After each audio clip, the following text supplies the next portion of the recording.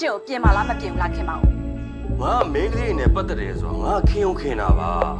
အဲ့ဒါကိုသူတို့ဘက်ကตาရပြီးတော့ရီးစားလို့ထင်အောင်တော့ငါလည်းမတတ်နိုင်ဘူးလေဟာဟုတ်သားပဲဆန်လေးအဖြစ်အပျက်ကိုအတိအကျသိရသေးတာမှမဟုတ်တာကိုခင်မအောင်ပြောသလိုမျိုးအဲ့ကောင်မလေးကကိုခင်မအောင်ကရိုးသားသားခင်တာချစ်သူရီးစားလို့စပြီးတော့ဟိုထင်အောင်ထင်မနဲ့ဆွဆွရတာလည်းဖြစ်နေပါအောင်အဲ့လိုကောင်မလေးကထင်အောင်ထင်မဖြစ်နေတယ်ဆိုတာသူ့လောက်ထားလို့ဘယ်သူမှလည်းဘယ်သူမှလည်းတော့ငါလည်းမသိပါဘူးဟာဒါနဲ့ဒီပြောသမျှကိုခင်မောင်ကနာခံသားပဲမျက်နှာကိုကြည့်ပါဦးတဲ့မြင်စုနေလို့ဆိုပြီးတော့မကြည့်ရမျက်နှာငယ်လေးနဲ့ဖြည့်ရှင်းနေရရှာတာအဲ့ဒီကိုတန်ဖိုးထားပြီးတော့ချစ်လို့ပေါ့ဟာရှားတယောက်ဆိုရင်တော့မှစံနေရေးပြီးတော့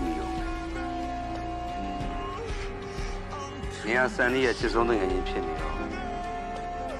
ဒီကိစ္စလက်ပူးလက်ချက်မမိမချင်းစံနေတိစရာဘာအကြောင်းမှမရှိ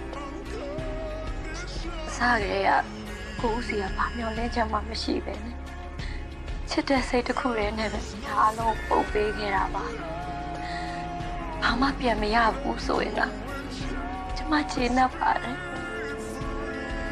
အမေ